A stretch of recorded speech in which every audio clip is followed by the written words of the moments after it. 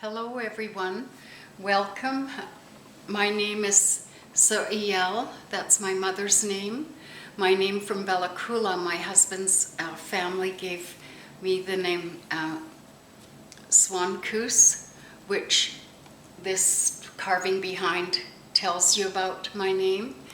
Another name, Nuayong, from Bella Coola, but here I go by my mother's name, So'iel. My English name is Beatrice Elaine Silver. I'm from Samath First Nation in Abbotsford, BC. I'm a residential school survivor of St. Mary's Residential School, Mission, BC. And right now it's July 1st, and it's a very, very hard, difficult, traumatic time for myself and for survivors like me who went through the residential school.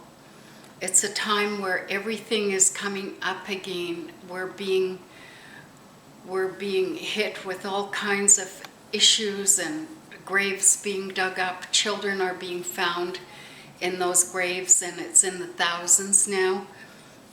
And I'm so pleased to see that people are celebrating Indigenous Day with Canada Day and calling it us being together. And that's what we're striving for in reconciliation. But right now, my people who are survivors, who actually went through the residential school system, are suffering greatly.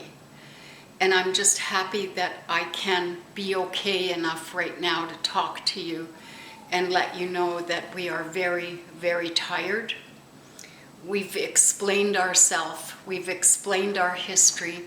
I've talked to classes, I've talked to teachers, I've talked to crowds about our true history in Canada and colonization and what it's done to us, and how we can reconcile together, how we can be, like an elder said this morning, all be in one canoe, whether we're First Nations, Asian, white, East Indian, whatever we are, we all want to be together. That's what we strive for. That's what the Creator put us here for. And what we're going through now, we question why. Because we believe there's a reason for everything that happens. Is this happening so that we can have a really rude awakening and say, come on, Canada, let's all embrace each other. Look what we've done. We've hurt people. We've killed people. Now let's try mend that and work together as one. And that's very, very hard to do. Because me as a survivor, I'm getting many calls from friends and organizations and people who think I have all the answers to what happened to us in residential school, why it happened. I do not have all the answers. I can only tell what I told in my book. And even that, I didn't tell everything because some of it was so horrific that we decided let's keep some of that back because we want intermediate students to be able to read it as well. And so I'm getting a lot of calls to talk about it over and over and over again. And I'm really tired. I'm tired of crying.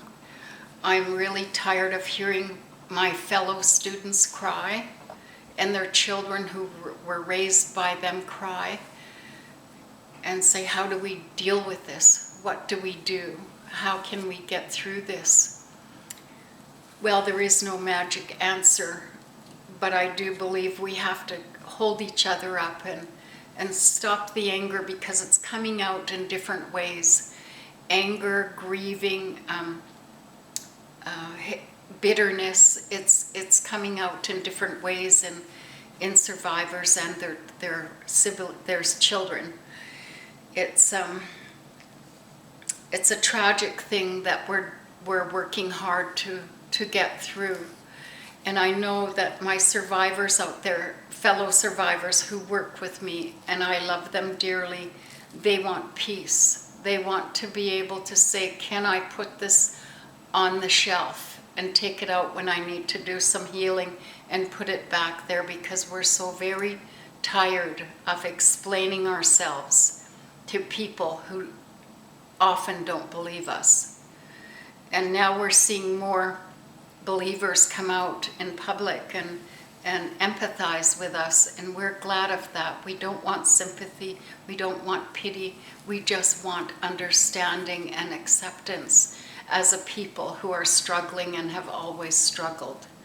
And today we're struggling more than ever, dealing with all of that bubbling up. It's like spewing out of us in different ways. There's so many examples I could give, but it's just too difficult to discuss right now with what my student friends are going through. So I pray that to the Creator that you can understand us, what we're going through, and that we do need a break. We do need to be uplifted and accepted. We are here, some of us in nice homes, some of us not in nice homes, and some of us on the street.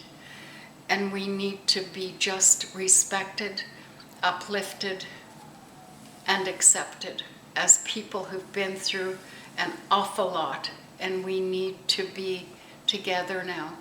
I really want us all to be together. I want to be with the people I went to school with so we can cry together, laugh together, remember together, and heal together. That's what I pray for today. So I thank you for listening. I thank you for hearing my words. And if you ever need to talk to me, my publisher is Carrie Coast, and she would be happy to connect you with me if you need to do that. Thank you.